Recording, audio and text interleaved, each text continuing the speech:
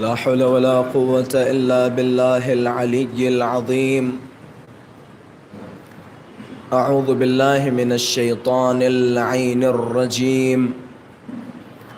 بسم الله الرحمن الرحيم. الحمد لله رب العالمين، والحمد لله الذي نور قلوبنا بمحبة علوية، والحمد لله الذي جعلنا من المتمسكين بولاية المرتضوية، والحمد لله الذي فرض مودته على العربية والعجمية، وعلى مبلغ رسالاته الإلهية سيدنا ومولانا أبي القاسم مصطفى محمد.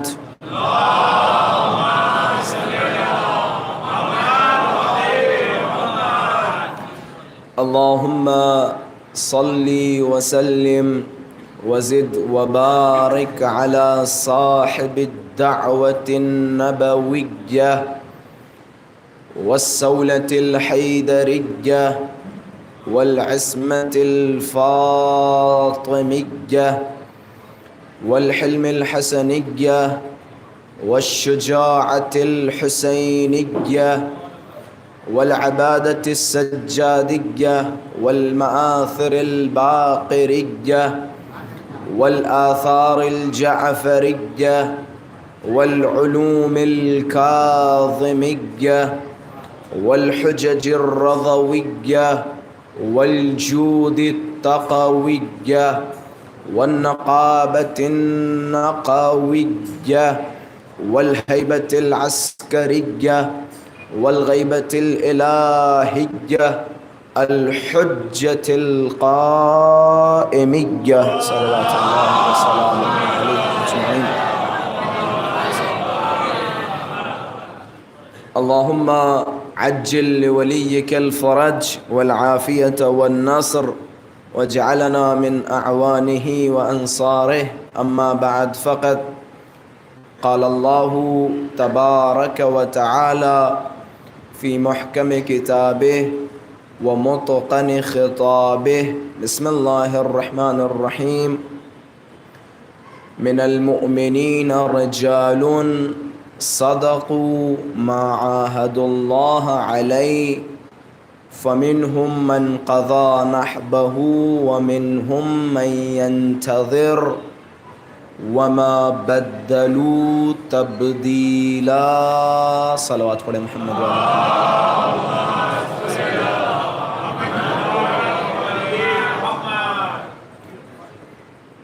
وجود ذیالجود نازنین امام زمان عجل اللہ تعالی فرجہ الشریف کی سلامتی، اور حضرت کے ظہور میں تعجیل، علماء کرام کی سلامتی، اور مراجعین اعظام کی سلامتی، شیعیان حیدر کرار کی سلامتی، اور تمام عزاداروں کی سلامتی، زوار امام حسین کی سلامتی، اور آپ سب اپنی سلامتی اور اہل خانہ کی سلامتی کے لیے بآواز بلند صلوات ہدیہ فرمائیں.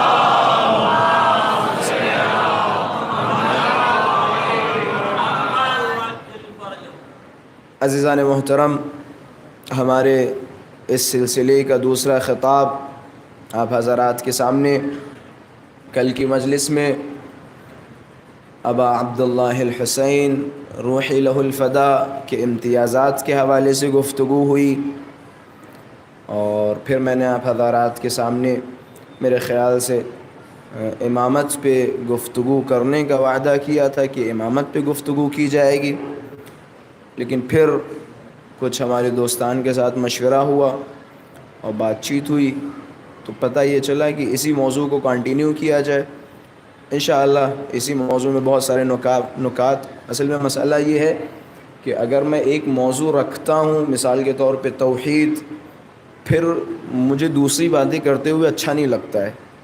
آپ اگر جائیں توحید پہ، بھی میں نے تھوڑے دن پہلے لور پور میں خمسہ پڑھا، تو اس پورے خمسے میں صرف توحید پہ گفتگو کی تو بعض افراد لذتیں بھی اٹھاتے تھے، اور بعض افراد جنہیں نہیں سمجھ میں آتا تھا ان کے اوپر سے گزرتی تھی باتیں. تو اگر میں ایک موضوع مثال کے طور پہ امامت کو کنٹینیو کرتا تو پھر میں امامت پہ ہی بات کرتا، پھر کسی دوسرے موضوع کو نہیں چھیڑتا. لہٰذا یہ موضوع جو میں فی الحال آپ حضرات کے سامنے رکھ رہا ہوں اور جس پہ کل بھی گفتگو ہوئی، اس موضوع میں بہت ساری چیزیں آ جاتی ہیں اور حالات حاضرہ پہ بھی گفتگو انشاءاللہ ہو جائے گی. اور بعض جو ہمارے مؤمنین سوالات کرتے ہیں عزاداریوں کے حوالے سے یا اختلافات کے حوالے سے، تو کہیں نہ کہیں انشاءاللہ ان پہ بھی روشنی پڑ جائے گی. تو خلاصہ اسی موضوع کو رکھا جائے. صلوات پڑھے محمد والے محمد کی ساتھ پر.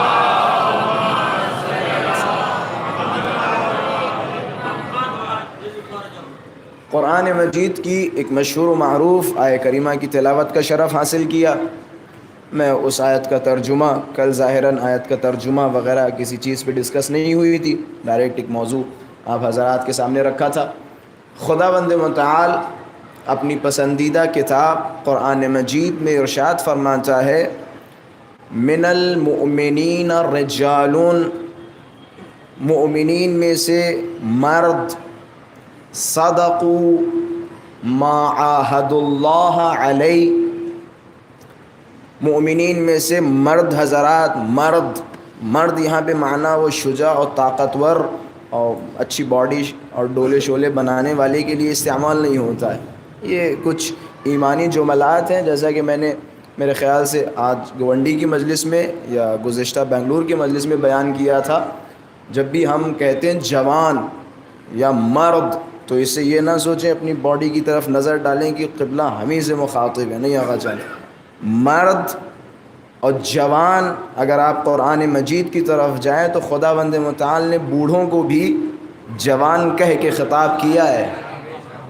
بھائی بڑے آسان کرتے چلوں جملے. اصحاب کہف کے حوالے سے اگر آپ تاریخ پڑھیں تو اصحاب کہف کے جتنے بھی صحابی تھے جو غار میں سوئے، سب کی ایج 70 75 80 سال کی تھی. لیکن آپ سورہ مبارک کے کہف اٹھا کے دیکھیں تو خداوند متعال نے جگہ جگہ جوان کہہ کے خطاب کیا ہے.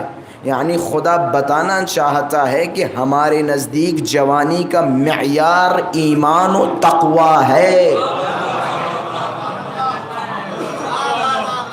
ایمان معیار ہے. اگر کسی کا ایمان مضبوط ہے وہ 90 سال کا ہو کے بھی جوان رہتا ہے، اور اگر کسی کا ایمان خراب ہو اور عقیدے خراب ہوں وہ جوان ہو کے بھی بوڑھوں سے بدتر ہو جاتا ہے. جوانی اچھا جسم بنا لینے کا نام نہیں ہے. اچھا جسم بنانا بھی ضروری ہے، یہ نہ سوچے.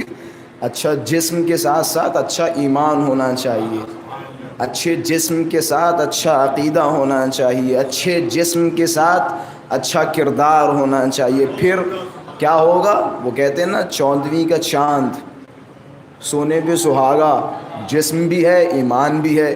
ایک صلوات پڑھے محمد والے محمد کے ساتھ.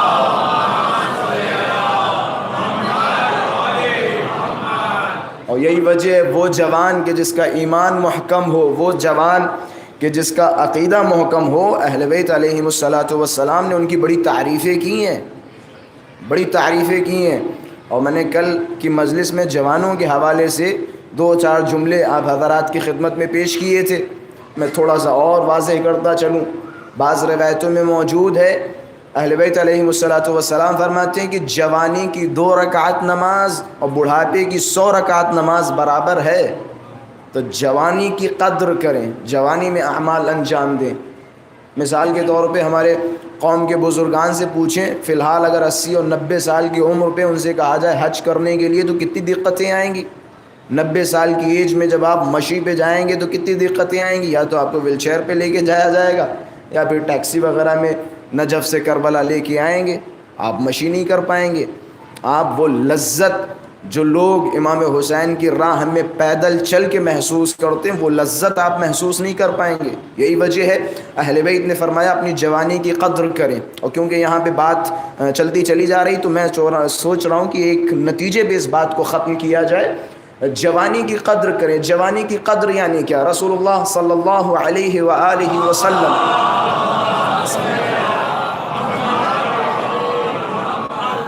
حضرت کے بڑے خوبصورت جملات. حضرت نے فرمایا جوانوں بالخصوص حدیث پہ غور کریں. حضرت نے فرمایا میں جوانوں کو 2 حالتوں کے سکھاتی ہوں. پہلی حالت عالم، دوسری حالت متعلم. یا جوان کچھ سیکھ رہا ہو یا کچھ سکھا رہا ہو. 2 حالتیں، یا سیکھ رہا ہو یا سکھا رہا ہو. تیسری حالت ہمیں پسند نہیں ہے. اور یہی وجہ ہے ہمارے چھٹے مولا فرماتے ہیں وہ جوان آج جو سوشل میڈیا کے اختلافات یا معاشرے کے اختلافات، مثال کے طور پہ فلاں عالم دین ملعون ہے، فلاں مولوی صاحب ملعون ہے، فلاں صاحب ارے وہ ایسے ہیں، فلاں صاحب وہ ایسے. یہ سب کیوں ہوتا ہے؟ اس کی وجہ کیا ہے؟ اور کرنے والے بھی زیادہ تر اگر آپ غور کریں تو جوان حضرات ہیں، جوان حضرات ہیں. اب مجھے وہ جملے یاد آ گئے ہمارے چھٹے مولا کے. چھٹے مولا فرماتے ہیں کہ وہ جوان کہ جس کے اندر جستجو اور ریسرچ کا جذبہ نہیں ہوگا، وہ کتنا بھی اپنا ایمان بچانا چاہے بچا نہیں سکتا. جوان کے اندر جذبہ جستجو، جذبہ تفقہ نہیں ہوگا، وہ کتنا بھی اپنا ایمان بچانا چاہے نہیں بچا سکتا. اور دیکھیں یہ کتنا کمزور ایمان ہے، کتنا کمزور عقیدہ ہے. ذرا سا بھی اگر کوئی اختلافی موضوع یا ذرا سا بھی کسی عالم کے حوالے سے، میں آج بات ہی کر رہا تھا، میں نے کہا بھیا ہندوستان میں گنتی کے 10 علماء کے نام بتا دیں جو گالیوں سے بچے ہوں. میں نے شاید زیادہ کہہ دیے. کہیں نہ کہیں سے کوئی نہ کوئی کسی نہ کسی مسئلے پہ وہ صاحب غالی ہیں تو وہ صاحب مقصر ہیں. اچھا میں بھی کہتا ہوں بے شک مقصروں سے بیزار ہوں، غالیوں سے بیزار ہوں، بالکل بیزار ہوں، کوئی شک نہیں. لیکن اس مقصر سے بیزار ہوں جسے اہل بیت مقصر سمجھیں، اس غالی سے بیزار ہوں جسے اہل بیت غالی سمجھے، نہ جسے آپ غالی سمجھیں اور نہ جسے آپ مقصر سمجھیں. غور فرما رہے ہیں جملوں پہ. اس مقصر سے بیزار نہیں جسے آپ مقصر کہہ دیں، اس غالی سے بیزار نہیں ہوں جسے آپ غالی کہہ دیں. یہ تو بھیا ٹرینڈ ایسا چلا ہے فیس بک پہ اور ہمارے معاشرے میں، جس سے بھی ذرا ذاتی اختلاف بھی ہو گیا، اما وہ صاحب ایسے ہیں، وہ صاحب یہ ہیں، وہ صاحب یہاں سے پیسے لا رہے ہیں، وہ صاحب ایسا ہو رہا ہے. یہ ٹرینڈ چلا ہوا. یہ کب ہوتا ہے؟ جب ہمارے اندر جستجو کا جذبہ نہیں ہوتا ہے. مثال کے طور پہ زیخم غربی ممبر پہ آئے اور آدھے گھنٹے میں جو کچھ بک کے چلے گئے. کچھ ہوتا ہے، کچھ اہل تحقیق ہوتے ہیں کہتے ہیں بھیا باتوں پہ غور کرو. کچھ کیا ہوتا ہے، ہم بڑے زبردست عالم ہیں، ہم کافی دنوں سے فالو کر رہے ہیں اور بڑے اچھے اچھے بیانات، فلاں فلاں فلاں. یہ کہتے ہیں اندھی تقلید کرنے والے. اب مولانا صاحب یہاں سے چلے گئے، مولانا صاحب جو کہہ گئے وہ ماشاء اللہ، کیا لب و لہجہ ہے، کیا انداز ہے، کیا عربی ہے، ماشاء اللہ ماشاء اللہ ہوتا ہے. یہ گمراہی کا سبب بنتا ہے. پھر آپ اپنی آنکھیں بند کر لیتے. قبلہ جو فرمائے سر تسلیم ہے، یہ اپنے اندر سے ہٹائیں. یہ کب ہٹے گا؟ جب آپ کے اندر جستجو کا جذبہ ہوگا، تحقیق کا جذبہ ہوگا.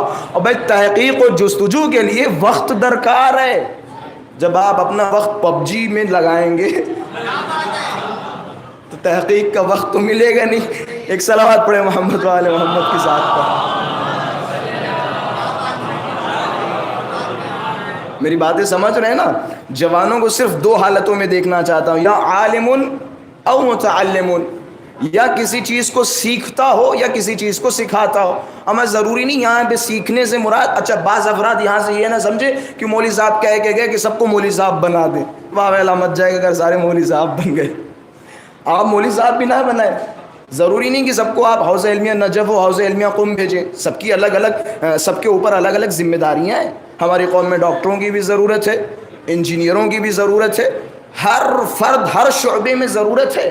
یہاں عالم یا متعلم سے مراد یہ نہیں. اگر عالم و متعلم سے مراد یہاں پہ یہ ہے، میں مثال دوں فار ایگزامپل، مثال کے طور پہ یا وہ گاڑی کا کام سیکھ رہا ہو یا گاڑی کا کام کسی کو سکھا رہا ہو، یا وہ اسکول میں پڑھ رہا ہو یا وہ اسکول میں پڑھا رہا ہو، یا وہ مدرسے میں پڑھ رہا ہو یا وہ مدرسے میں پڑھا رہا ہو. یہ عالم و متعلم سے مراد ہے. یعنی خلاصہ کسی نہ کسی شے میں مصروف ہو، خالی نہ ہو. اور یہی وجہ ہے مولا نے فرمایا وہ انسان گناہ زیادہ کرتا ہے جو خالی ہوتا ہے. خالی ہوتا ہے، جو خالی ہوتا ہے وہ گناہ کرتا ہے. جو خالی ہوتا ہے اس سے گناہ ہوتے ہیں. آپ بزی رہیں، آپ مصروف رہیں، آپ سے گناہ کم ہوں گے. آپ اپنے کاموں پہ فوکس کریں گے، آپ سے گناہ کم ہوں گے. سب سے پہلا گناہ پتہ ہے کس چیز سے آپ بچیں گے؟ غیبت، چغلی سے بچیں گے. آپ جب اپنے کیریئر پہ فوکس کریں گے تو دوسرے کے کیریئر پہ جھانکیں گے نہیں. سمجھ رہے؟ وہ ہمارے یہاں ہماری دیہاتی زبان میں ایک محاورہ ہے، کہتے ہیں یہ صاحب اپنے دکھ میں دکھی نہیں ہے، دوسرے کے سکھ میں دکھی ہے. ہوتا ہے نا، بعض افراد ہوتا ہے وہ ایک مثال دی جاتی ہے، کہا کہ بھیا خدا بند متعال نے پڑوسی کو خوب دیا. خدا کی بارگاہ میں انہوں نے دعا کی کہ پروردگارہ مجھے عطا کرو. پروردگار نے فرمایا ٹھیک ہے، ہم جتنا تمہیں دیں گے اس کا دگنا اسے دیں گے. کہ ہاں منظور ہے کہ پروردگارہ، مثال کے طور پہ پروردگارہ ہمیں ایک گاڑی دے دے. خدا نے ایک گاڑی انہیں دی، 2 گاڑیاں پڑوسی کو دے دی. کہ پروردگارہ ایک گھر دے دے، ایک گھر انہیں دیا، 2 گھر پڑوسی کو دیے. اب دیکھیں حسد اور جلن کس حد تک انسان کو اندھا بنا دیتی ہے. اب یہ مانگ تو یہ نہیں دیکھ رہے ہیں کہ خدا نے انہیں ایک گاڑی دے دی، یہ نہیں دیکھ رہے ہیں کہ خدا نے انہیں 2 گھر دے دیے، یہ دیکھ رہے ہیں کہ خدا نے اسے 2 گاڑیاں کیوں دی، خدا نے اسے 2 گھر کیوں دیے. کہ اچھا میاں تمہیں 2 مل رہے، ٹھیک ہے. کہ پروردگارہ میرے گھر کے سامنے ایک کنواں کھود دے. خدا نے ایک کنواں کھود دیا. اب خدا نے تو وعدہ کیا تو جو تمہیں 1 دوں گا اسے 2 دوں گا. کہ میرے گھر کے سامنے کنواں کھود دے. جب اس کے گھر کے سامنے کنواں آیا تو اس کے گھر کے سامنے 2 کنویں آئے. پھر کہ پروردگارہ مجھے اندھا کر دے، میری 1 آنکھ پھوڑ دے. خدا نے 1 آنکھ ان کی پھوڑی تو 2 ان کی پھوڑی. تو اس میں یہ خوش ہو گئے کہ چلو بھیا 2 آنکھیں اس کی تو پھوٹی. یہ نہیں دیکھ رہے ہیں کہ 1 آنکھ تمہاری بھی چلی گئی ہے، اس کی کوئی پرواہ نہیں، لیکن اس کی 2 آنکھیں گئیں، اس میں بڑا خوش ہوں. تو ہوتا ہے بعض افراد ہمارے معاشرے میں. اور یہی وجہ ہے کہ اگر لوگ اپنے کیریئر پہ فوکس کرنا شروع کر دیں، لوگ اپنی زندگی پہ فوکس کریں، تو یقین جانے کوئی بھی بیچارہ اس دنیا میں نہیں رہے گا، کوئی بھی غریب نہیں رہے گا. سب اپنی زندگی پہ فوکس کریں. اور بعض گناہ جو انسان حرام میں ملوث ہوتا ہے، بعض اوقات حرام کام انجام دیتا ہے یا غلط دھندے کرنے لگتا ہے، اس کی ایک علت یہ ہے کہ جب وہ پڑوسی کو دیکھتا ہے، جب وہ اپنے دوستوں کو دیکھتا ہے، ہم سب تو یار کروڑ پتی ہو گئے، ہم ہی رہ گئے. تو ہوتا کیا، یہ جذبات میں آ کے پیسے کمانے کے چکر میں جو اسے دکھتا ہے کرتا چلا جاتا ہے. پھر آخر میں نتیجہ کیا ہوتا ہے، جہنم کی مہر سینے پہ لگ جاتی ہے.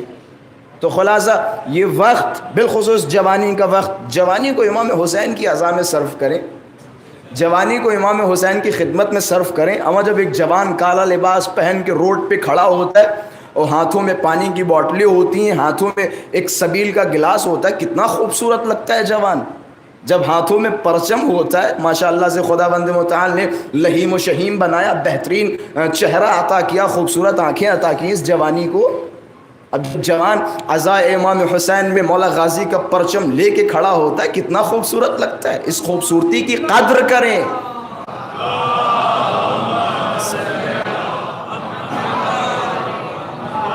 ایک اور صلوات پڑھے محمد والے محمد کے ساتھ کا. تو خلاصہ نتیجہ یہ ہے کہ جوانی سے مراد اچھا بدن نہیں ہے، جوانی سے مراد خوب گوشت بھرا جسم نہیں ہے، جوانی سے مراد انسان کا ایمان تازہ ہو.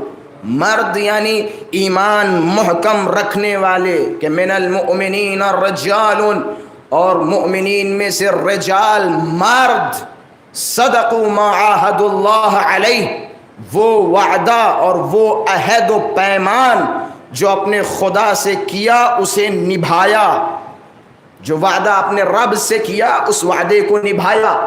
فَمِنْهُمْ مَنْ قَضَى نَحْبَهُ، اور ان میں سے وہ کہ جو اس وعدے پہ اڑے رہے اور انتہا تک پہنچے.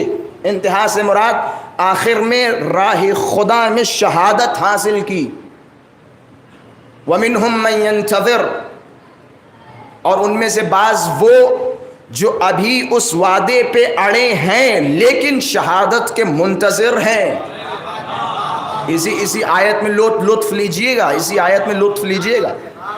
ان میں سے بعض جو اس وعدے پہ عمل کرتے رہے اور اڑے رہے، آخر میں شربت شہادت پیا اور اپنے خدا کو راضی کیا. اور ان میں سے بعض ابھی ہیں جو اس راستے پہ قائم و دائم ہیں اور شہادت کے منتظر ہیں.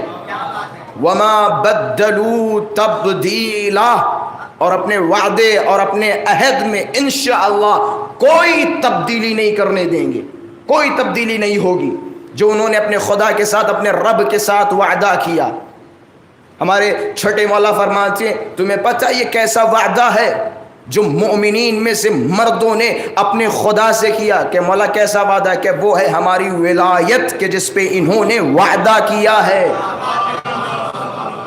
ہماری محبت، ہماری ولایت پہ اڑے رہیں گے، ہماری ولایت و محبت پہ ثابت قدم رہیں گے۔ اور ان میں سے بعض وہ ہیں جو ولایت پہ اڑے رہے، ہماری محبت پہ اڑے رہے، اور آخر کار انہیں شہادت ملی، اور بعض وہ ہیں جو شہادت کے منتظر ہیں۔ اور اس کی زندہ مثال ہے کربلا کی جلتی ہوئی ریت، کربلا کا صحرا، کہ جہاں بعض مومنین کے جن کی تعداد 72 بتائی جاتی ہے، جنہوں نے خدا سے وعدہ کیا، کربلا میں حاضر ہو کے اس وعدے کو نبھایا اور رکاب حسین میں شربت شہادت پیا، امام حسین کی رکاب میں شہید ہوئے۔ یہ وعدے پہ اڑے رہنا، دیکھیں لفظی دعوے بڑے آسان ہیں، اما بڑا آسان یہ کہہ دینا لبیک یا حسین، اے امام حسین ہم لبیک کہتے ہیں آپ کی اس آواز استغاثہ پر۔ زبان سے کہنا بڑا آسان ہے، لیکن اس پہ اڑا رہنا بڑا مشکل ہے۔ ولایت کا اقرار بہت آسان ہے، ولایت پہ ثابت قدم رہنا بڑا مشکل ہے۔ اور میں نے بارہا یہ مجلسوں میں جملے کہے، عشق علی اور عزاداری سید الشہداء میں انسان کا نڈر ہونا بہت ضروری ہے۔ بھائی یہ فرش اعضا ڈرپوک کے لیے نہیں بنی، یہ فرش اعضا، یہ راہ ولایت ڈر جانے اور گھبرانے والوں کی یہاں کوئی جگہ نہیں، یہاں پہ نڈر ہونا ضروری ہے۔ اور اگر بعض نڈر لوگ نہ ہوتے تو یقین جانے ممبئی کے اس مومرا روڈ کے، میرا روڈ کے اس مسجد میں اس ممبر پہ بیٹھ کے فی الحال زیغم الغربی آپ کے سامنے علی علی نہ کہہ رہا ہوتا، اگر ان لوگوں کی استقامت نہ ہوتی جنہوں نے راہ علی اور عشق علی میں اپنی شہادتیں پیش کر کے آئندہ لوگوں کو علی کہنے کی جرأت سکھائی، علی کہنے کی جرأت سکھائی۔ اگر آپ ڈریں گے، آپ گھبرائیں گے علی کے عشق میں، علی کی راہ میں، عزاداریوں کے مسئلے میں، تو ہوگا کیا؟ آئندہ آنے والی نسلیں ڈرپوک پیدا ہوں گی۔ یہ ہمارا فریضہ ہے، جس طرح بزرگوں نے ہمیں یہ عزاداریاں دی ہیں، یہ ولایت، یہ دین، یہ اسلام، ہمارا فریضہ ہے کہ ہم اس سے بہتر انداز میں آئندہ آنے والی نسلوں تک منتقل کریں۔ یہ ہمارا فریضہ ہے، یہ ہمارا فریضہ ہے۔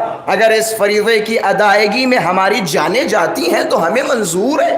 بعض اوقات دیکھیں تقیہ ہوتا ہے، لیکن بعض اوقات تقیہ حرام بھی ہو جاتا ہے۔ جب مسئلہ دین پہ آپ کہہ دیں کہ امام حسین کو معاذ اللہ، دیکھیں یہاں پہ معاذ اللہ کہنا پڑ رہا ہے، مسئلہ اتنا حساس ہے، معاذ اللہ معاذ اللہ، امام حسین تقیہ کر لیتے جان بچ جاتی، معاذ اللہ معاذ اللہ۔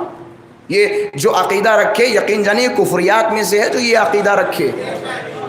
امام حسین مثال کے طور پہ یزید ملعون علیہ اللعنت والعذاب، خدا اس پہ لعنت کرے، صلح کر لیتے یا مجھے چھوڑ دیتے اس کے حال پہ۔ نہیں، بعض اوقات ہوتا یہ ہے کہ بعض مسئلے میں اڑا ہونا بہت ضروری ہے، استقامت کا مظاہرہ کرنا بہت ضروری ہے۔ یہ نہیں تو پھر یہ شعر نہ پڑھے جاتے، اسلام زندہ ہوتا ہے ہر کربلا کے بعد۔ یہ شعر دیکھیں امام حسین نے کیا، جس کی وجہ سے ایسے اشعار پڑھنے پڑ رہے ہیں۔ یہ ایک اسی شعر کے حوالے سے شاید ابھی ایک ویڈیو آئی تھی تھوڑے دن پہلے ہمارے پڑوسی ملک سے، کہ دیکھو کیسے شیعہ کفریاتی جملے استعمال کرتے ہیں کہ اسلام زندہ ہوتا ہے ہر کربلا کے بعد۔ ہمیں کیسے کفریاتی جملے کہتے ہیں یہ شیعیان حیدر کرار؟ اسلام کربلا کا محتاج ہے؟ اسلام کیا کربلا سے پہلے مرا ہوا تھا جو کربلا کے بعد زندہ ہو گیا؟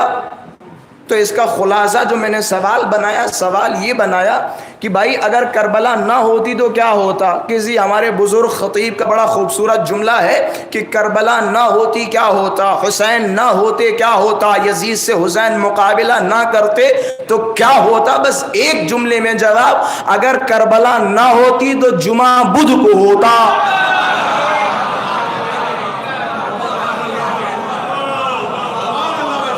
صحیح ہے نا.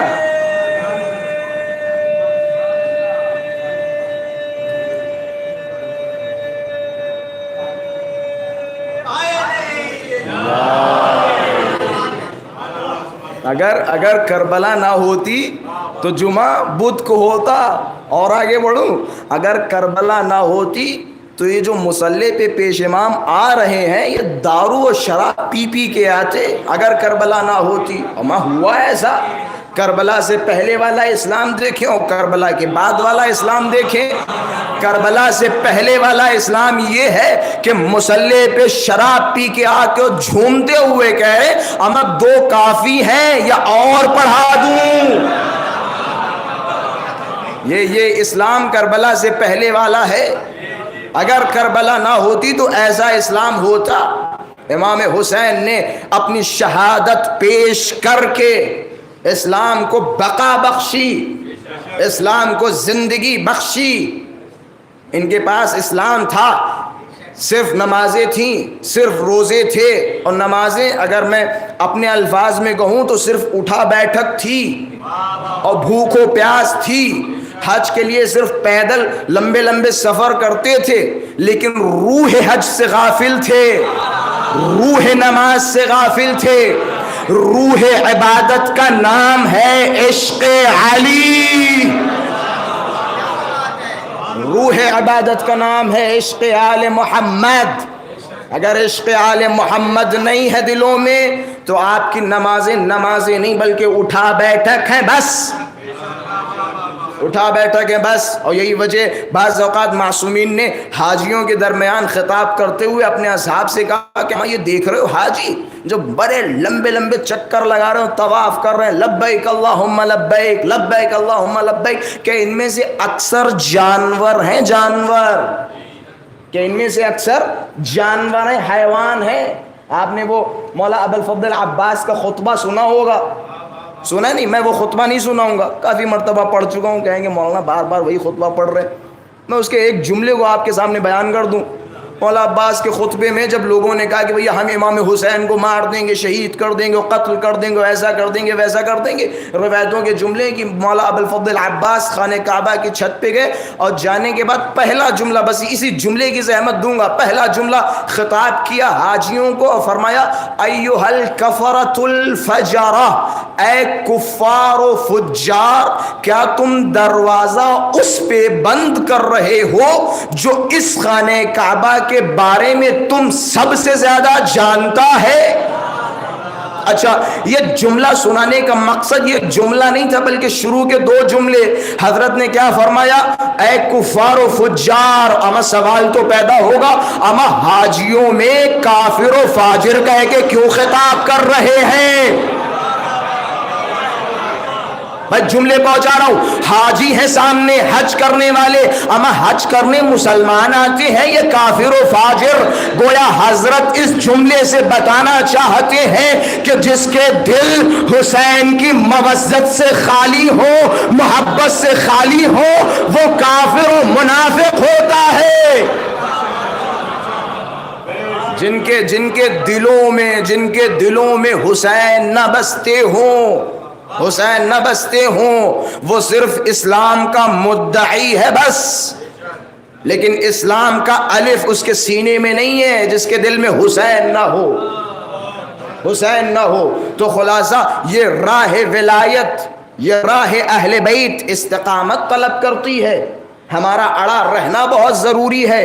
اگر ہم اس راہ میں استقامت کا مظاہرہ نہ کریں تو یقین جانیں آج ہم علی علی نہ کر رہے ہوتے, آج ہم حسین حسین نہ کر رہے ہوتے. استقامت کی دین ہے ان لوگوں کی. یہ میں نے شاید روز اربعین بنگلور میں یہ جملے مومنین کے سامنے عرض کیے تھے. یہ جو کربلا میں آج آپ دیکھ رہے ہیں لاکھوں کروڑوں عربوں کی تعداد میں لوگ امام حسین کے لیے لبیک کہتے ہوئے پیدل ننگے پیر بھوک و پیاس کی شدتوں کو برداشت کرتے ہوئے حسین کی بارگاہ میں پہنچ رہے ہیں. بے شک ان کے دلوں میں حسین کی محبت ہے, لیکن ہمارے کچھ بزرگان تھے کہ جنہوں نے کچھ ایسا کیا کہ جس کی وجہ سے ان کے دلوں میں مزید آگ لگی. کچھ ایسا کیا وَإِلَّا بنو امیہ و بنو عباس کے دور میں ایسے پروپوگنڈے کیے گئے اور اس طرح سے کربلا کو خراب کرنے کی کوشش کی گئی. ہم جیسے کم ایمان اور بدعقیدہ لوگ ہوتے تو وہاں چپ چاپ گھروں میں بیٹھ جاتے ہو, کمروں میں بیٹھ جاتے, ہمیں جو ہو رہا ہے ہونے دو جو ہو رہا ہے. لیکن انہوں نے کہا نہیں, کہ کربلا کی زیارت بند ہے.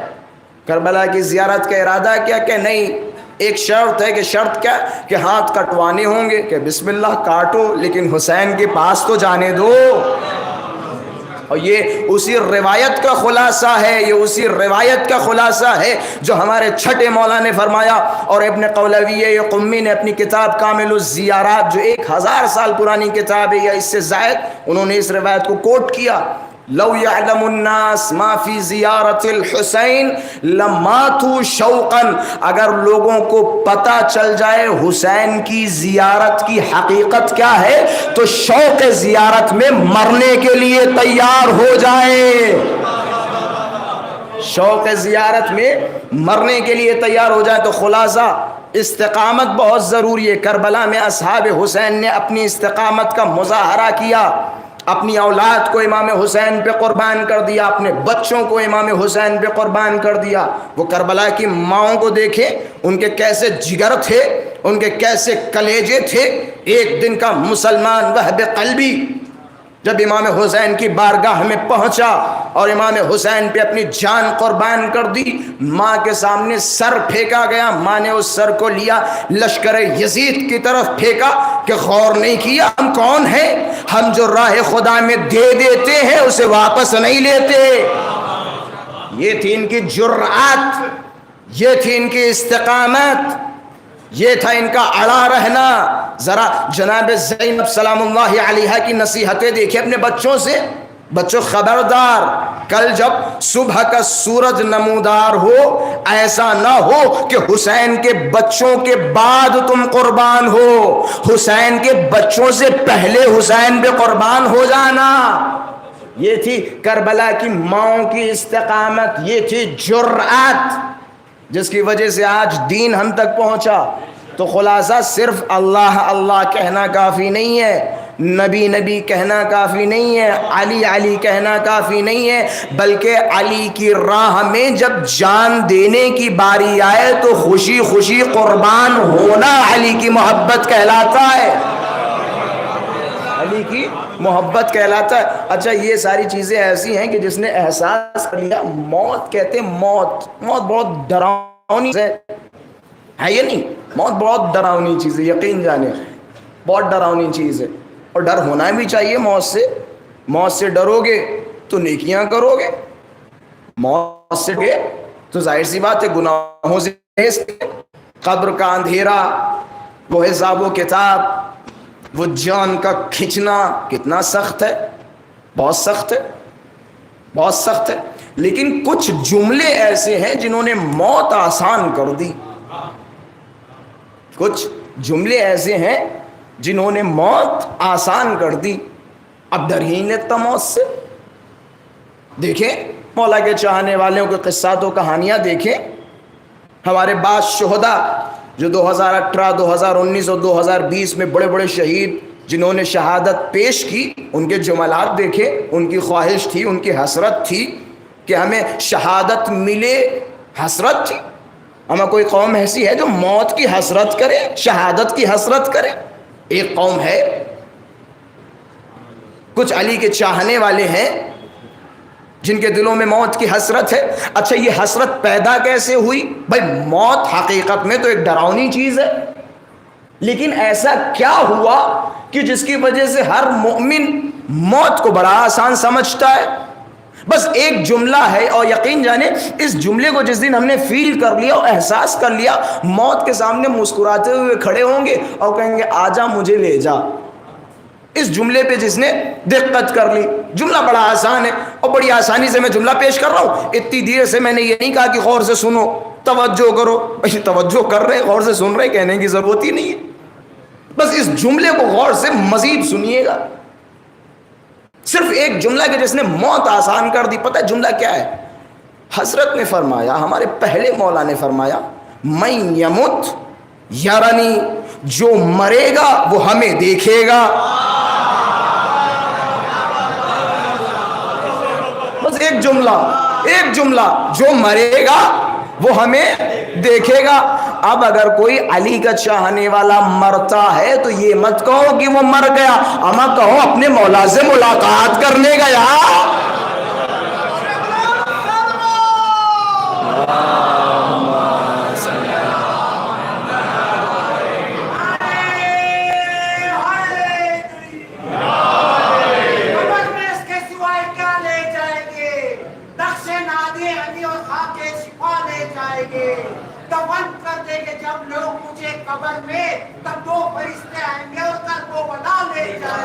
انشاءاللہ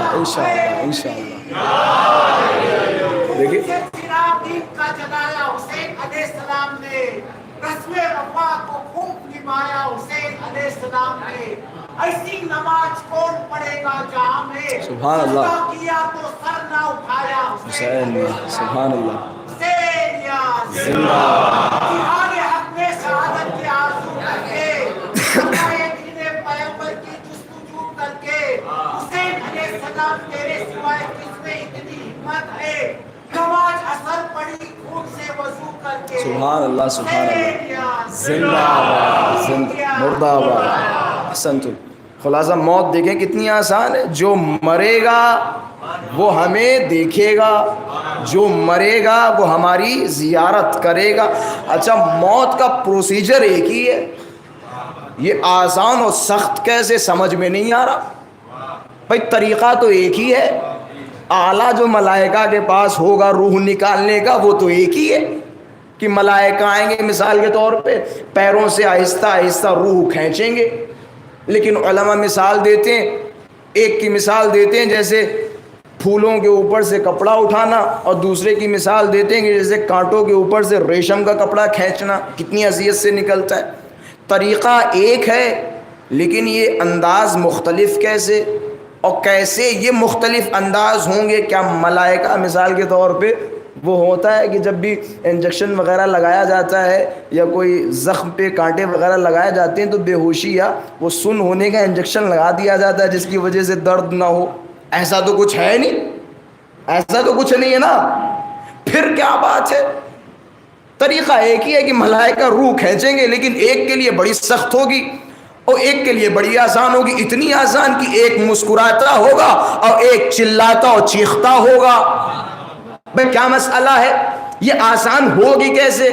کہتے ہیں جب ملک روح کھینچ رہے ہوں گے تو ہمارا مولا ہمارے سامنے کھڑا ہوگا اور مومن اپنے مولا کے چہرے کو دیکھ کے اتنا محو ہو جائے گا کہ اب اسے موت کا احساس ہوگا ہی نہیں۔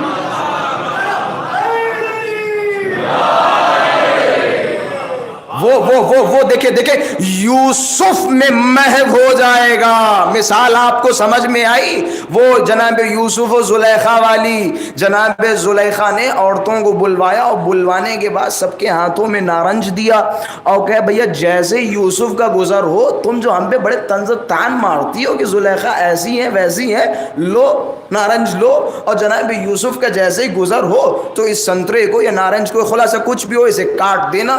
اب جب جناب یوسف کا گزر ہوا عورتوں نے کاٹا، لیکن بعد میں دیکھا کہ سنترے کے ساتھ ساتھ ان کے ہاتھ بھی کٹ گئے۔ وَقَطَّعْنَا أَيْدِيَهُنَّ قرآن کی آیت ہے، ان کے ہاتھ بھی کٹ گئے۔ اب مفسرین فرماتے ہیں کہ بھیا کیا ایسا ہوا؟ مفسرین کہتے ہیں کہ یہ ساری عورتیں جمال یوسف میں اتنا محو ہو گئی تھیں کہ انہیں احساس ہی نہیں ہو رہا تھا کہ بھئی سنترا کٹ رہا ہے یا ہاتھ۔ اب بات بالکل سمجھ میں آ گئی. مومن اپنے مولا کے چہرے میں جو فخر یوسف ہے ان کی خوبصورتی میں ایسا محو ہوگا کہ اسے احساس ہی نہ ہوگا.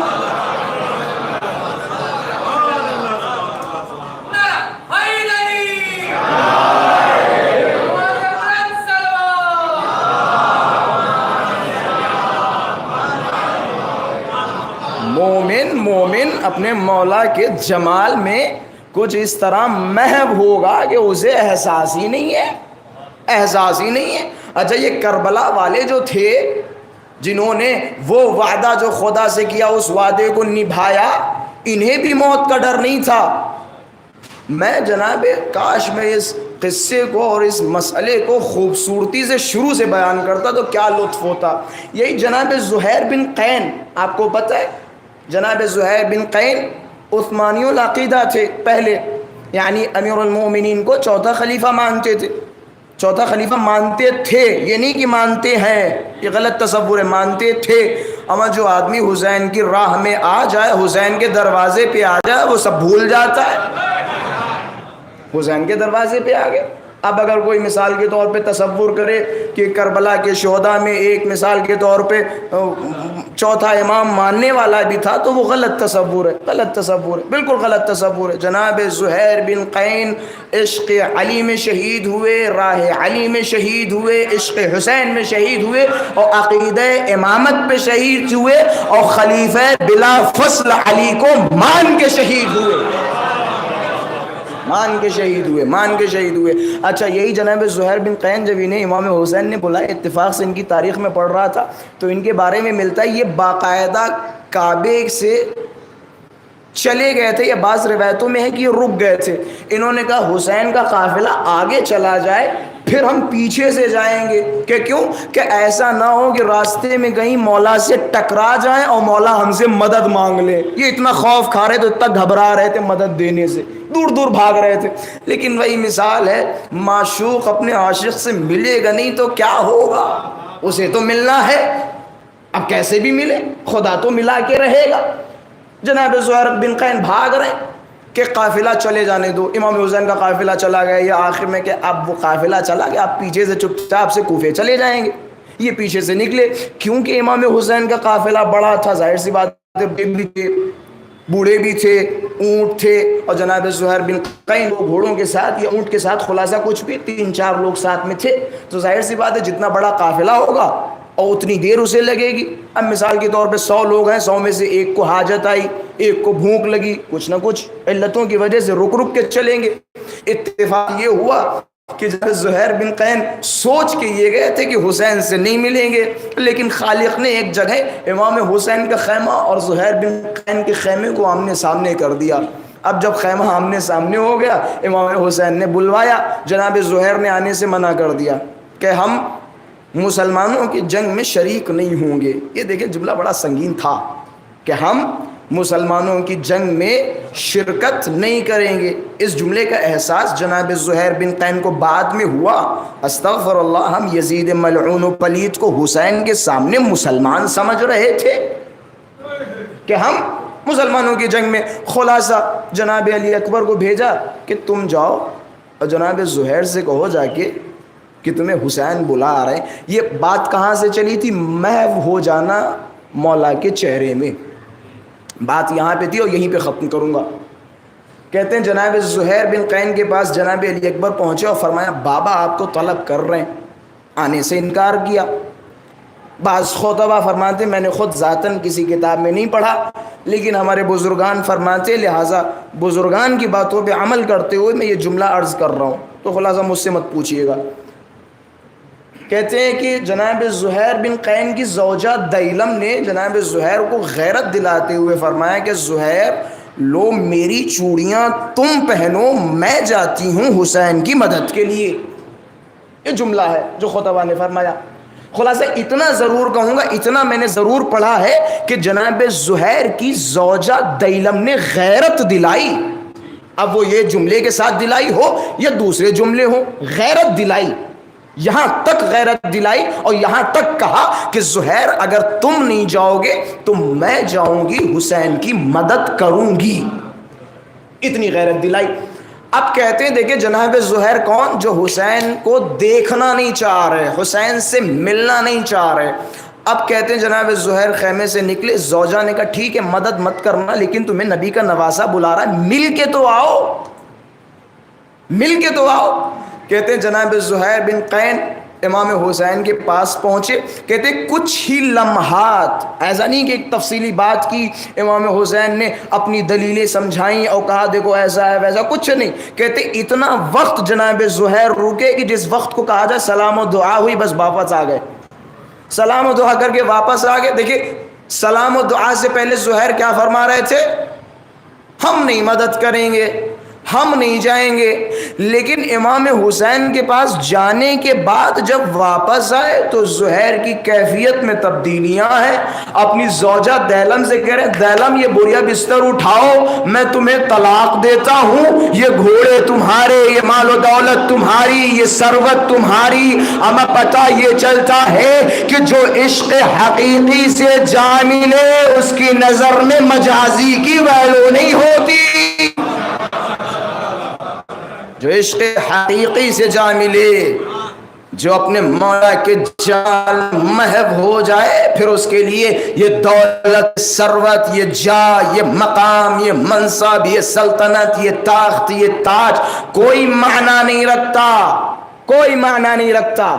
یہ ہوئی ثبات قدم، یہ ہوا راہ علی میں ثابت رہنا، یہ ہوا عشق علی میں اڑا رہنا، راہ حسین میں اڑا رہنا۔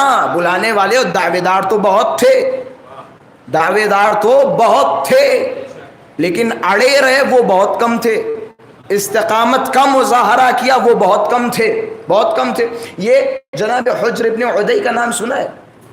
حجر بن عدی یا حجر بن عدی دونوں اعراب کے ساتھ پڑھا جاتا ہے، عدی یا ابن عدی۔ اچھا ان کے بارے میں ممکن تھا کہ زیادہ تر لوگ نہ جانتے، لیکن جب سے وہ حادثہ ہوا انکشاف قبر والا تو پوری دنیا جان گئی۔ ہم یہی چیز ہم کب سے سمجھا رہے ہیں، تم معاملہ ہمارے ساتھ کرنے کی کوشش کرتے، ہوتا تمہارے ساتھ ہے، ہوتا تمہارے۔ تم نے ابھی چلایا، ابھی دیکھے پڑوسی ملک میں کچھ دنوں پہلے اتنا بڑا پروپیگنڈا بنایا کہ وہ اذان سے علی ولی اللہ کو ہٹایا جائے۔ اما تم نے ہٹانے کی بات کی، لوگوں نے اتنی لمبی اذانیں کہہ دی وقاتل المشرکین اور نمدنا المنافقین، ہر جملے کو اضافہ کر دیا۔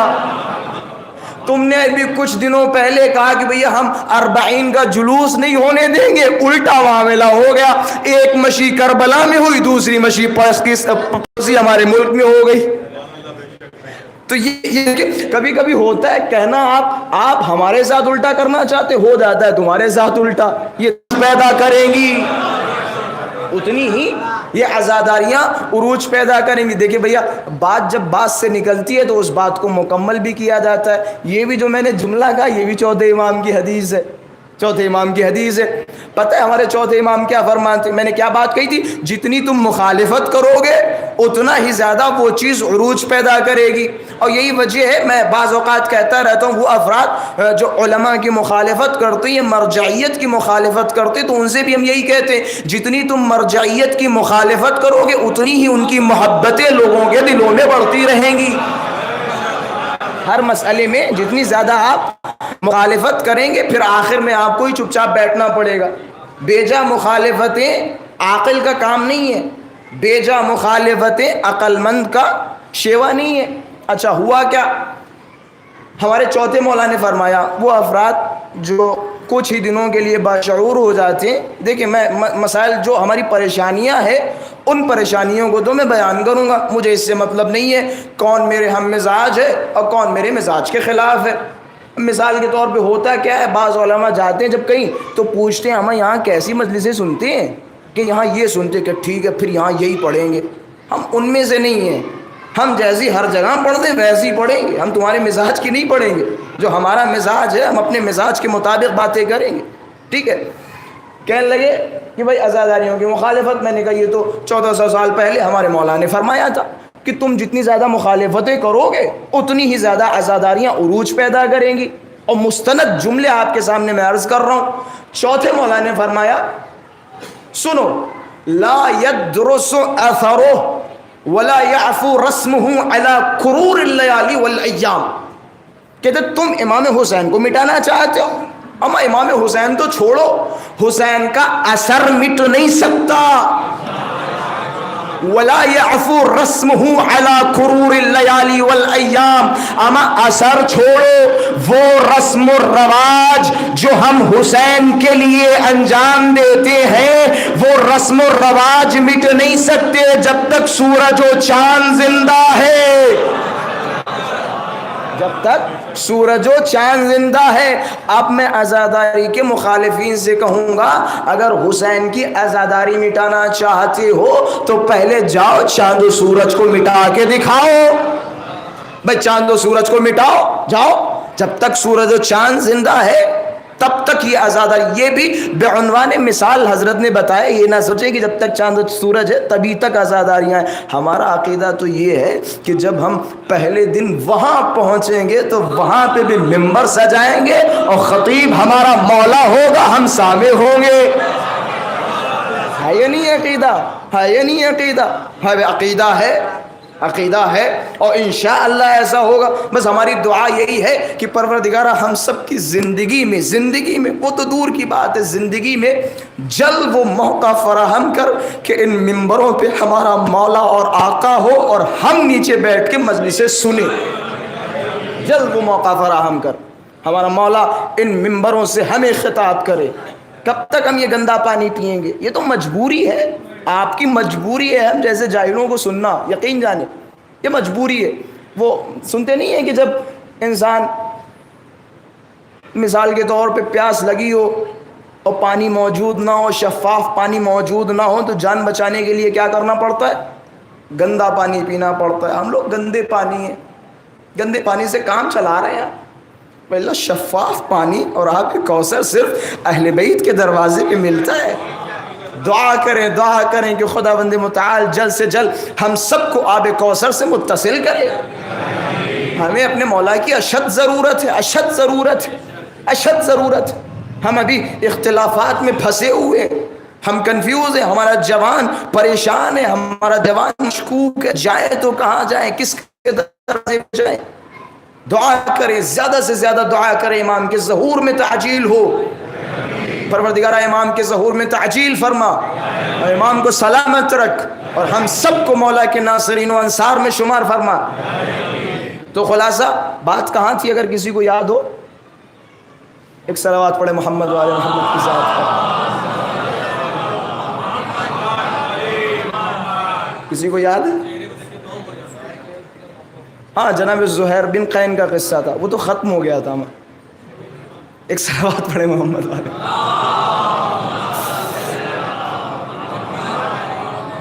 جی ہاں، چوتھے امام احسن تم. ہم اتنا حافظ کمزور ہے ہمارا، ہم تو سمجھ رہے تھے ہمارا، لیکن سب کا. ایک صلوات پڑھے محمد والے محمد کی ذات. ہوتا ہے یہاں پہ بھی ہوتا ہے. آپ لوگ ہم میں اتنا محو ہو گئے ہیں کہ باتوں پہ غور نہیں کر رہے، ہمارے چہرے کی طرف دیکھ رہے. ایک اور صلوات پڑھے محمد والے محمد کی ذات. بس ٹائم بھی ہو رہا ہے، بس اسی جملے کو میں مکمل کر دوں. چوتھے امام نے کیا فرمایا کہ لا يدرس اثرہ ولا يعفو رسمہ علی کرور اللیالی والایام. اچھا، اس کے بعد جس جملے کے لیے میں نے زحمت دی کہ بھائی ہر دور میں ہوں گے جو عزاداریوں کو خاموش کرنے کی کوشش کریں گے اور جتنا زیادہ وہ مخالفتیں کریں گے اتنی ہی زیادہ عزاداریاں ترقی کریں گی. تو میں نے وعدہ یہ کیا تھا کہ ان جملات کو معصومین کے الفاظ سے ثابت کروں گا. معصوم فرماتے لا يدرس اثرہ کہ یہ امام حسین کا اثر مٹ نہیں سکتا، ان کی رسم و رواج مٹ نہیں سکتے جب تک یہ سورج و چاند موجود ہے. پھر حضرت نے ایک بڑا قاعدے کا جملہ فرمایا. ماشاءاللہ سے اہل بیت کا ہر لفظ باقاعدہ ہے. لیکن یہ کیونکہ اس دور میں اس لفظ کی بڑی ضرورت ہے، حضرت نے 1400 سال کے بعد بھی یقیناً نظر رکھی اور آخر الزمان میں ہم لوگوں کے لیے بالخصوص یہ بیان کیا ہے۔ حضرت نے فرمایا وَلَيَجْتَهِدَنَّ أَئِمَّةُ الْكُفْرِ وَأَشْيَاءُ الضَّلَالَ فِي مَحْوِهِ وَتَطْمِيسِهِ۔ ماشاء اللہ سے پڑھے لکھے حضرات تشریف فرما ہے وَلَيَجْتَهِدَنَّ، یہ نون تاکید ثقیلہ ہے، جب بھی فعل مضارع پہ داخل ہوتا ہے تو استمرار کا معنی دیتا ہے، ہمیشہ کا معنی دیتا ہے۔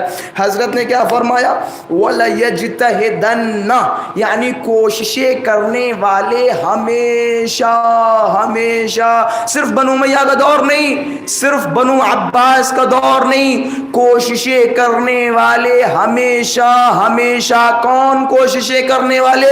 ائمۃ الکفر، کفر کے بڑے بڑے بت اور کفر کے بڑے بڑے امام، و اشیاء الضلالہ، اور ضلالت کے بڑے بڑے فرقے، کوششیں کرنے والے ہر دور میں کوشش کریں گے فی محوہ و تطمیسہ، تاکہ ان عزاداریوں کو، نام حسین کو خاموش کیا جا سکے، مٹایا جا سکے، لیکن انہیں نہیں پتہ کہ ولا یعفو رسمہ، اور اسی طریقے سے حضرت فرماتے ہیں کہ کوششیں کرنے والے ہر دور میں کوشش کریں اسے مٹانے کی، ہر دور میں کوشش کریں گے اسے بجھانے کی، لیکن یاد رکھیے گا کہ ان کی کوششوں سے یہ چراغ خاموش نہیں ہوں گے، مگر یہ کہ جتنی وہ مخالفتیں کریں گے اتنا ہی عزاداریاں عروج و ظہور پیدا کریں گی۔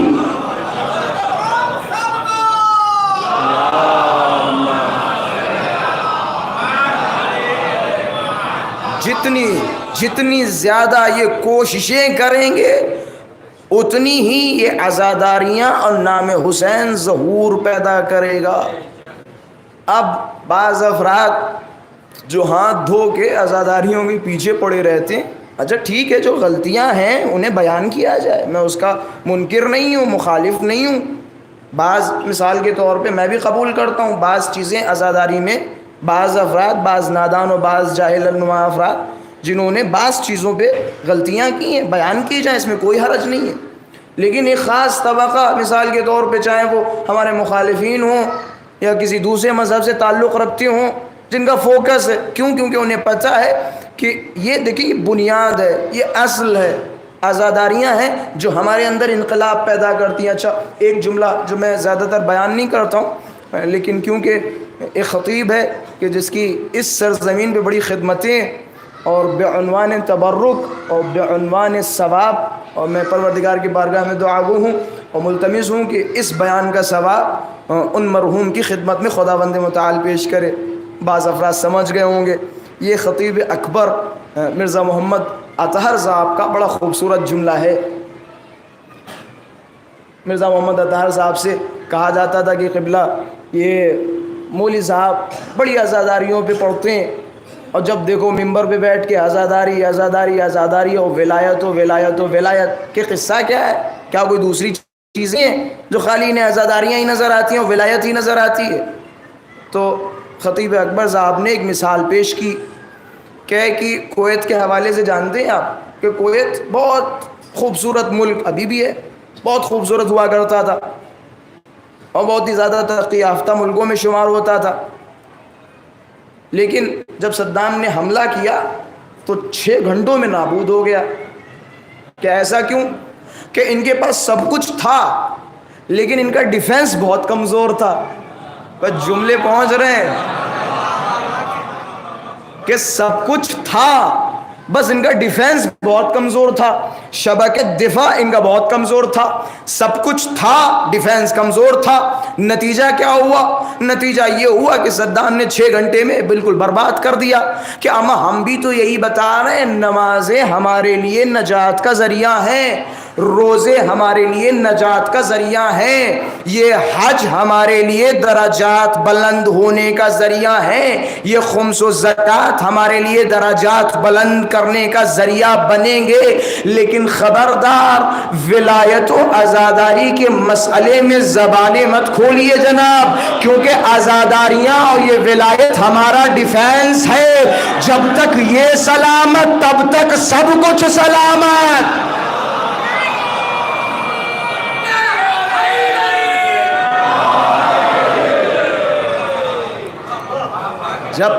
جب تک ولایت سلامت رہے گی سب کچھ سلامت رہے گا، اور جس دن یہ قلعہ آپ کا کمزور ہوگا تو دشمن سب کچھ نابود کر دے گا آپ کا، یقین جانے سب کچھ نابود ہو جائے گا۔ اگر عزاداریوں سے دور ہوئے، ولایت سے دور ہوئے تو بچے گا کچھ نہیں آپ کے دامن میں، یقین جانے سب کچھ تباہ ہو جائے گا، آج نہیں تو کل، کل نہیں تو پرسوں، تباہ ہونا ہے۔ بس ایک ہی راستہ ہے، وہ راستہ ہے اہل بیت کا دامن، اہل بیت کا دروازہ۔ اہل بیت کے دروازے سے دور ہوں گے تو پھر وہ بدھ والا دین ملے گا۔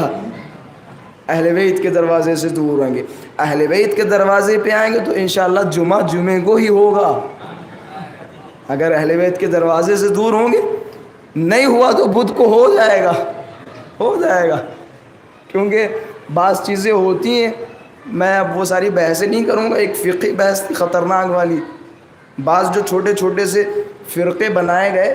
میں کبھی کتاب حال میں کسی نے مجھے حیدرآباد میں تحفہ کی ایک کتاب، ترجمہ تھا مرحوم علامہ جوادی صاحب، خدا رحمت فرمائے۔ تو اس میں جیسے ہی میں نے کھولا، ایک چیپٹر کھولا، کتاب ظاہراً چھٹے امام کے حوالے سے تھی، چھٹے امام کا دور اور چھٹے امام کے مقابلے میں یہ جعلی چھوٹی چھوٹی سی کارخانے اور دکانیں، جس کا میں خلاصہ بتا رہا ہوں اس موضوع کا۔ تو میں نے ایک چیپٹر جیسے ہی کھولا تو پہلا جملہ تھا مدرسۃ الجعفریہ، مکتبۃ الجعفریہ، جعفری مکتب یعنی مدرسہ جعفری، جو اس دور میں ایک مدرسہ تھا مدرسہ جعفری، اور اس مدرسے کے مقابلے میں 200 یا 200 سے زیادہ مدارس تھے جعلی، فلاں کا مدرسہ، فلاں کا مدرسہ۔ مدرسے سے مراد یہ نظریاتی، جنہیں بنو امیہ اور بنو عباس نے باقاعدہ فنڈڈ ان لوگوں کو آمادہ کیا تھا۔ صرف پتہ ہے کس لیے؟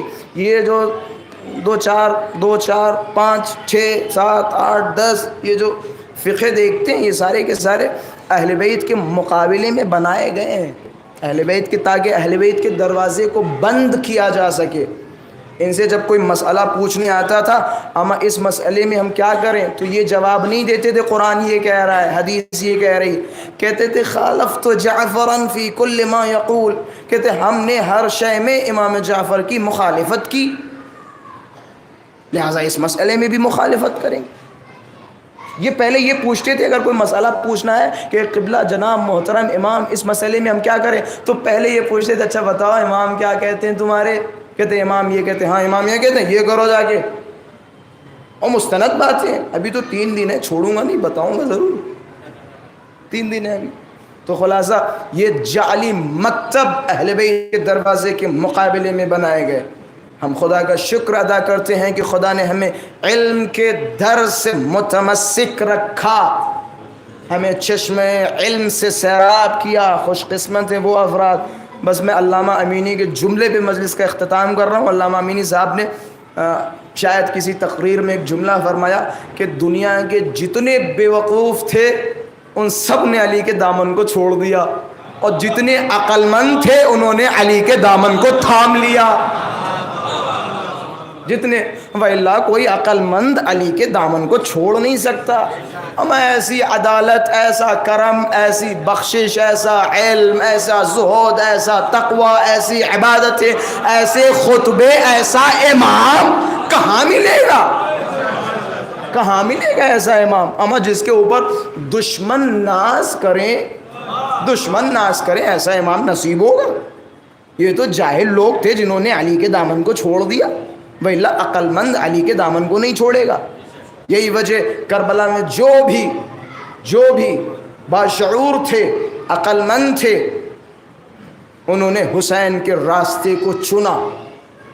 جو بھی عقل مند و باشعور تھے انہوں نے حسین کے راستے کو چنا۔ یہاں تک کہ آخری لمحات بھی جن کے اندر شعور تھا انہوں نے ایک رات کے وقفے میں حق و باطل تلاش کر لیا. جن کے اندر شعور تھا ایک رات کے وقفے میں. یہی حر کتنے عجیب و غریب کارنامے تھے. لیکن جب خدا کسی کے دل میں ہدایت پیدا کرتا ہے تو لشکر یزید میں ہونے کے باوجود شہادت حسین کی راہ ہمیں ملتی ہے. جب خدا شعور پیدا کرتا ہے، جب خدا دل ولایت اہل بیت سے منور کرتا ہے. اور اپنے آپ کو باندھ کے امام حسین کی خدمت میں آئے اور آنے کے بعد ایک جملہ کہا کہ یا ابا عبداللہ الحسین، قربان جاؤں آپ پر، لیکن آیا تو ہوں، ایک سوال ہے کہ فرماؤ کہ مولا کیا آپ کی بارگاہ میں مجھ جیسوں کے لیے کوئی بخشش ہے؟ حر کو اپنے گناہوں کا اندازہ تھا. میں کہوں گا مولا کیا صبر تھا آپ کا، کیا استقامت تھی. حر کی وجہ سے آپ کے بچے کربلا میں العطش کی آوازیں بلند کر رہے، آپ صبر کر رہے اور حر کو اپنے سینے سے لگا رہے.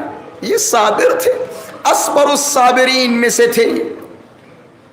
میں تھوڑا سا آپ کے گریے کے لیے تھوڑا سا مقدمہ بناؤں. میں مصائب زیادہ پڑھنے کا عادی نہیں ہوں، یقین جان 2 سے 3 منٹ انشاءاللہ مخصوصی پہ مصائب میں زیادہ پڑھوں گا. فی الحال ایک تصور دلاؤں گا، بس اس تصور میں میرے ساتھ رہیے گا. جناب ایوب کے صبر کے بارے میں سنا ہے. بہت بڑے صابر نبی، اتنے صابر کہ جناب ایوب کا جوان بیٹا مار دیا گیا. جناب ایوب نے کہ پروردگارہ میں تیری راہ میں صبر کروں گا. پھر کیا ہوا؟ جناب ایوب کے جتنے جانور تھے سارے مار دیے گئے، مر گئے. کہ پروردگارہ تیرا شکر ہے، میں تیری راہ میں راضی ہوں، تیری قضا پہ راضی ہوں. پروردگارہ میں تیرا شاکر ہوں، میں تیرا بندہ ہوں. جناب ایوب کے پاس کچھ کھانے کے لیے نہیں ہے، کہ پروردگارہ تیرا شکر ہے. جناب ایوب کو قوم کے لوگ آ رہے، مار رہے، ڈنڈے مار رہے، لاٹھیاں مار رہے، پھر کھڑے ہو رہے کہ پروردگارہ زخموں کے ساتھ کرے، پروردگارہ میں تیرا شکر ادا کرتا ہوں، میں تیرا شاکر بندہ ہوں. آخر میں پتہ ہے کیا ہوا جناب ایوب کے ساتھ؟ ہر جگہ جناب ایوب صبر صبر صبر صبر کا مظاہرہ کرتے رہے. آخر میں جب نوبت یہاں پہ پہنچی کہ ایوب کے پاس کچھ نہ بچا، کچھ نہ بچا، نہ کھانے کے لیے نہ پینے کے لیے کچھ بھی نہیں. جناب ایوب کی زوجہ گھر گھر میں جاتی تھی اور کھانا مانگ مانگ کے لاتی تھی اور جناب ایوب کی خدمت میں پیش کرتی تھی. آخر میں نوبت یہ آ گئی تھی. آپ کو پتہ جناب ایوب کی زوجہ کون تھی؟ جناب یوسف کی بیٹی، بڑی پاک دامن، بڑی پاکیزہ، نبی کی بیٹی ہے، نبی کی زوجہ ہے. اب شیطان نے جناب ایوب کی قوم میں آیا اور آنے کے بعد لوگوں کو بہکایا اور بہکانا شروع کیا کہ لوگوں سنو، جناب ایوب بہت باغیرت ہے، کسی مسئلے میں وہ خدا کے دروازے سے پھریں گے نہیں، کسی مسئلے میں وہ خدا کے نزدیک ناشکر بندے نہیں بنیں گے. کہ ایک کام کرو، کہ وہ کام کیا ہے کہ جب جناب ایوب کی زوجہ تمہارے گھروں پہ کھانا مانگنے آئے تو جناب ایوب کی زوجہ سے کہنا، کیونکہ ان کی زوجہ بہت خوبصورت ہے اور کیونکہ نبی کی بیٹی ہے چہرہ نہیں دکھائیں گی، لیکن ان سے ایک جملہ ضرور کہنا اور کہنا کہ ہم کھانا تب تک نہیں دیں گے جب تک تم اپنے سر کے بال نہ دکھاؤ. بس میں نے مقدمہ بنا دیا. آپ رونا آپ کی ذمہ داری کہ تب تک کھانا نہیں دیں گے جب تک تم اپنے سر کے بال نہ دکھاؤ. اب جیسے جناب ایوب کی زوجہ نے یہ سنا، دوڑتی ہوئی اپنے شوہر کے پاس گئی. کون شوہر؟ صابر، اما جس نے ہر جگہ صبر کیا ہو، بچوں کے مرنے پہ صبر کیا ہو، سب کچھ چھن جانے پہ صبر کیا ہو، لیکن بات جب ناموس کی آئی، بات جب گھر کی عورتوں کی آئی، بات جب بیوی کی آئی، اب جیسے جناب ایوب نے سنا، روایتوں کے جملے ہیں کہ ایوب کھڑے تھے، جیسے ہی سنا زمین پہ گرے اور کہ پروردگارہ اب یہ ایوب امتحان نہ دے پائے گا. ارے میری غیرت گوارا نہیں کرتی میرے گھر کی بیویوں کے سار، کہ میری غیرت گوارا نہیں کرتی یہ نامحرم میری بیویوں کے بال دیکھے. بس ایک جملہ جملہ کہوں گا. خدا نے ایوب سے کہا ایوب جاؤ میں نے تمہیں کامیاب کر دیا, تمہارا نام صابروں میں شمار ہے, لیکن اصبر الصابرین کوئی اور ہے. میں کہوں گا ایوب جہاں آپ کا صبر ختم ہوتا ہے وہاں میرے مولا کا صبر شروع ہوتا ہے. جب کسی نے پوچھا اے سید سجاد آپ روتے کیوں ہیں, شہادت آپ کی میراث ہے, میں جملہ سنا کہ شخص تو نے انصاف نہ کیا, ارے شہادت میراث ہے. زینب کے سر سے چادر چھننا, سکینہ کے تماچے لگنا, اور زینب کو شرابیوں کے دربار ہماری میراث.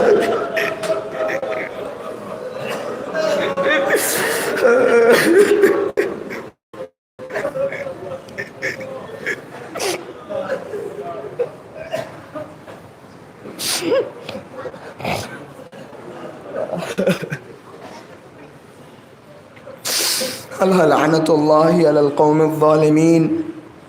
انا للہ وانا الیہ راجعون. ارضا بقضائہ وتسلیما لامرہ. پروردگارہ ہمارے ان آنسوؤں کے صدقے میں امام زمانہ